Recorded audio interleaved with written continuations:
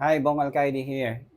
If you're a fan of fresh citrus with a warm, spicy kick, so eto na yung para sa'yo. The ever popular, ang popular na pabango ng lahat. Marami nang pinaiyak, marami nang umiyak, at marami nang naka-score sa pabango na to. So, mention lang natin sa taas yung accords, no? Flash ko na lang sa taas. But prominent dito yung bergamot, lavender, pepper, and ambroxan.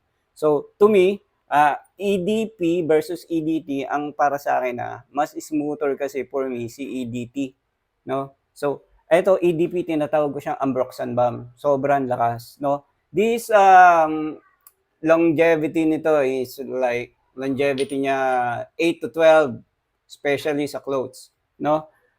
Pros, there is easy to wear all year round, I mean any weather. Ang cons naman niya is kaamoy mo yung ex.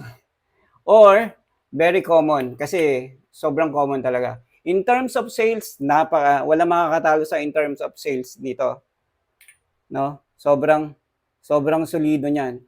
So, if you're not a fan of a common scent or common scent profile, I suggest na try ka muna ng sample and then saka ka mag-blind buy. Kasi again, perfume is subjective, no?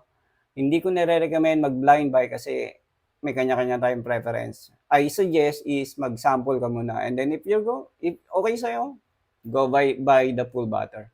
So, that's it from me. See you sa next video. Thank you for watching.